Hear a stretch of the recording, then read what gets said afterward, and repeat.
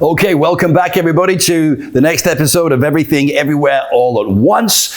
And as we talked about in the last episode, this quantum wealth, or living the quantum life as it were, just like with quantum physics, quantum theory, quantum mechanics, change physics forever. The old rules of physics no longer apply.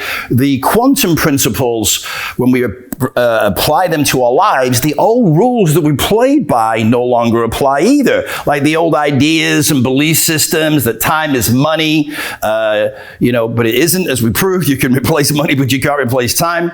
We talked about the fact that, people believe that if you want the job done, you got to do it yourself. And these are quantum beliefs that people are not even aware of. So we call them transparent beliefs because that people are not even aware of them. And the first step to transformation is becoming aware. So we looked at a lot of those beliefs that have been passed down from generation to generation and cost us our freedom for generations, and how we can break through those by becoming aware of them and transforming those beliefs to the beliefs that cause quantum wealth, and using the principles of quantum wealth, which we said we're going to start talking about in this episode. And the first principle of quantum wealth is leverage. And as you probably remember from school, because I'm sure you went to lots of classes on leverage and how to use leverage, you were probably, just at the end of your tether learning about leverage, right? No, because they don't teach it in school. Why? Because you go, what was the conspiracy? Well, yes, the wealthy wanted the people to go work for them, didn't they? In their factories initially, right? So they would give up their time, right, for money. And they made them believe that money was more valuable than time, and time is money. Both false ideas, but once people believe things, it controls their thoughts, which lead to words, which lead to action. And then we went through the Industrial Revolution, and then they needed people to go work in the offices and the cubicles, and people really enjoyed that too, right? So now people are looking for freedom. Well, to get that, it's going to have to happen at a quantum level, and we're going to have to start questioning what we believe, not say the things that you're talking are counterintuitive, which is what the wealthy want you to use that term, because they know your power is in your intuition. As Albert Einstein said, the only thing that's worth anything is intuition, right? So when we use the guidance of our intuition in our heart, boom, we wake up. We become so much more powerful.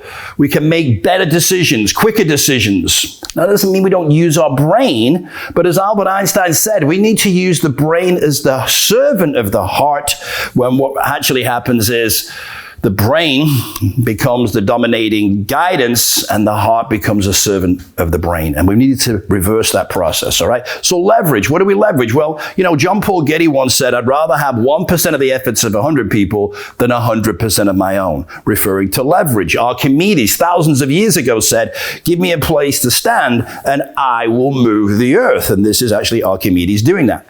Anyway, so leverage is the most powerful force in nature, but it isn't taught in our schools. What does that tell you? Okay, so we can leverage other people's time. We can leverage other people's money. We can leverage other people's confidence. What? Yeah, if you're not really confident in something and you have a coach who is, that confidence can be utilized by you. You can actually leverage their confidence. You can leverage their knowledge, right? You can leverage resources. You can leverage assets. You can leverage energy, your own and other people's, right?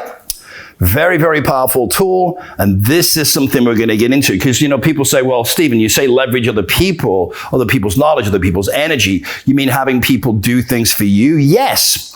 But you got to remember something. The things that you are not that great at, which I know is few and far between, we got you.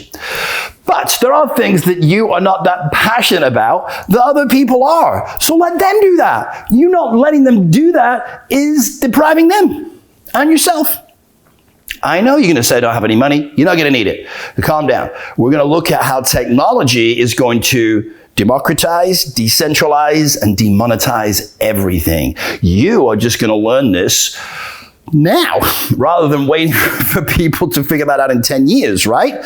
You're going to be able to take advantage of the fact that you're learning sooner rather than later.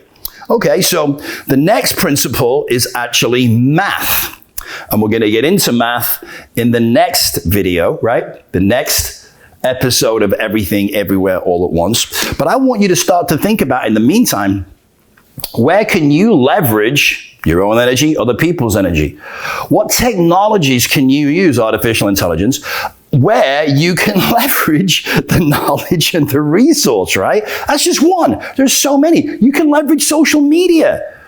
Some of you are already doing that, right? But I want you to use it in a way that is of service. The secret to living is giving. I want you to do it in a way that's also going to serve you and give you the opportunity to create abundance. When you're offering things to other people that are of value to them, they want those things and they're more than happy to exchange energy for those.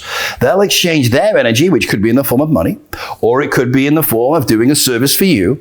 And then there's a reciprocation, right? Which there needs to be when there's exchange of energy. All right, so in the meantime, sapere or, dare to be wise.